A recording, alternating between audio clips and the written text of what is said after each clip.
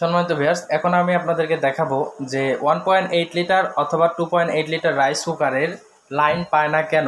অর্থাৎ ইন্ডিকেটরে কোনো ধরনের সংযোগ বা এখানে কোনো ধরনের লাইন কোনোটাই পায় না। তো দেখেন, এটা হচ্ছে 2.8 লিটার রাইস কুকার। এটার আমরা সুইচটা দেখলাম এবং ভিতরে যে কয়েল ম্যাগনেট এটাও ভালো আছে।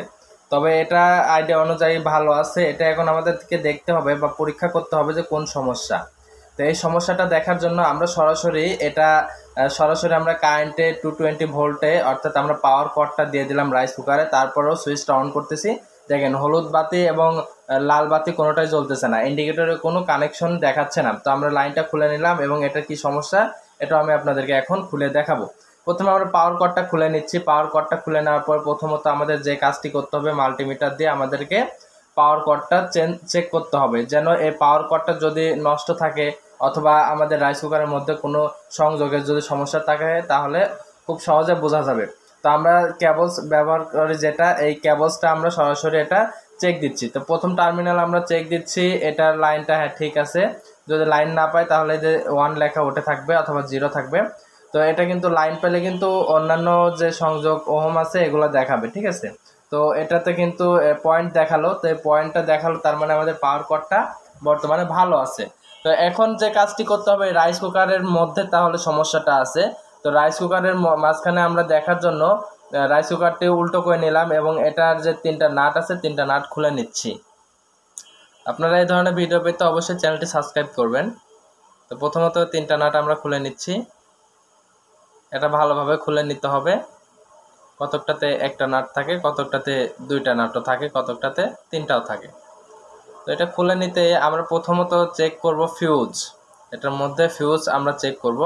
তো এটা আমরা মাথা অর্থাৎ কয়েলের যে সংযোগ আছে এটা খুলে নিতেই, এটা আমরা হ্যান্ড স্ক্রু ড্রিল মেশিন দিয়ে খুলতেই এটার মাথাটা ঘুরে গেছে।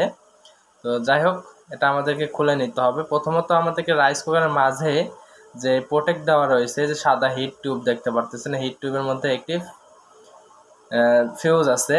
তো এই ফিউজটা মূলত আমাদেরকে চেক করতে হবে। দেখেন, এইখানে আমরা অন্যান্য জয়েন্টটাও দেখতেছি তা আসলে ভালো আছে কিনা। তো জয়েন্টগুলো মোটামুটি ভালোই দেখা যাচ্ছে। তবে এটার মূলত সমস্যা হচ্ছে যে ইন্ডিকেটরের লাল বাতি বা হলুদ বাতি রাইস কুকারে জ্বলেই না। তাহলে আমরা এই যে নাট, প্রথমে তো ফিউজের নাটটা খুলে নেব। তো এই ফিউজের নাটটা আমরা খুলে নিয়ে প্রথমত আমরা ফিউজ চেক করব। তো আমরা নাটটা খুলে নিলাম। আপনাদের রাইস কুকারের মাঝে যদি এই ধরনের সাদা কোনো হিট টিউব বা সলিউশন দিয়ে যদি আটকানো থাকে তাহলে এটা আপনাদেরকে দেখতে হবে। আর এই সকেটটা খুলতে হবে আমাদেরকে ফিউজটা চেক করার জন্য বা পরিবর্তন করার জন্য হলেও এটা আমাদেরকে প্রথমত এটা খুলে নিতে হবে। অনেকের কাছে আছে মাল্টি যে মিটার, এটা নাই। তো যাই হোক, আমরা এই ফিউজের যে অংশটা আছে ফিউজের অংশটা এটা খুলে নিলাম, সকেটের নাট আগে খুলে নিয়ে। তো সেক্ষেত্রে এটা খুলে নিয়ে চেক করাটাই ভালো। তো আমরা এটাও চেক করে দেখব যে এটা কি সমস্যা। এটা 10 এম্পিয়ার, এটা নষ্ট হয়ে গেছে।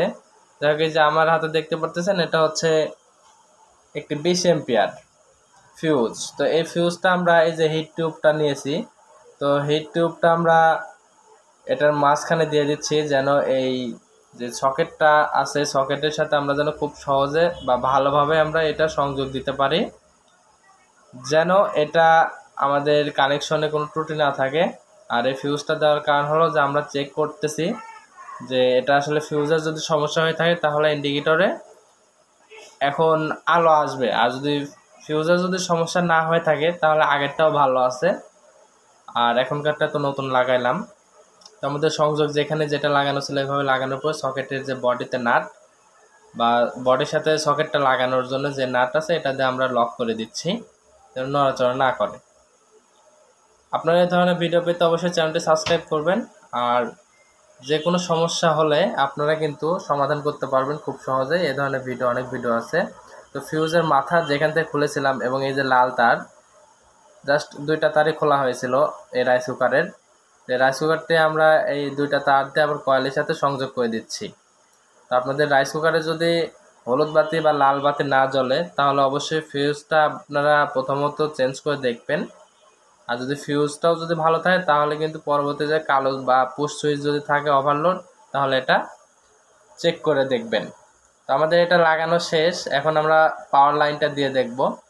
তো পিছনের যে অংশটা আছে, পিছনের অংশটা আমরা চেক করছি, করার পরে এটা সেট করা হয়ে গেছে, আমাদের নাটগুলো লাগানো হয়ে গেছে, টাইট দেওয়া। সরাসরি পাওয়ার কানেকশন আমরা এখন দিয়ে নেব। তো পাওয়ার কানেকশনটা দেওয়ার জন্য আমরা দেখতেছি যে এখানে পাওয়ার কট আছে, এই পাওয়ার কটটা আমরা এখানে দিয়ে নেব। তো এটা হচ্ছে ম্যাগনেট এবং কয়েল, এটাও ভালো আছে। আমরা প্রত্যেকটা পার্টস ভালোভাবে দেখলাম, দেখার পরে আমরা প্রথমত ফিউজটা চেঞ্জ করলাম। বিশেষ করে রাইস কুকারে কোনো সমস্যা হওয়ার আগে এই ফিউজটা কেটে যায়, কারণ ফিউজটা প্রোটেকশন হিসেবে দেওয়া আছে 220 ভোল্ট থেকে। এই কেবলস নষ্ট হওয়ার আগেই প্রায় আমাদের দেখা যাচ্ছে যে এই ফিউজটা নষ্ট হয়ে যায়। তো পাওয়ার কটটা আমরা রাইস কুকারের সাথে সংযোগ করে নিচ্ছি। আপনাদের রাইস কুকারে ভাত হয় না, ভাত হওয়ার আগে লাইন উঠে যায়, বা ঘন্টার পরে ঘন্টা দিয়ে রাখছেন, ভাত হয় না, বিভিন্ন সমস্যা। এই ধরনের ভিডিও অনেক রয়েছে আমাদের এই চ্যানেলে, যে দেখে আসবেন। তো পাওয়ার লাইনটা দিতেই আমরা এখানে দেখতে পারতেছি যে আমাদের হলুদ বাতিটা চলে আসছে, তার মানে আমরা সাকসেসফুল, যে আমরা রাইস কুকারটি সরাসরি সার্ভিসিং বা রিপেয়ার করতে পারলাম। যাদের রাইস কুকার রিপেয়ারিং করতে হবে অবশ্যই আমার চ্যানেল দেখে আসবেন, অথবা ভালো দক্ষ মিস্ত্রি দিয়ে এটা ভালো করে নেবেন যদি নিজে না বুঝেন। তো দেখেন আমাদের সাকসেসফুল লাইনগুলো।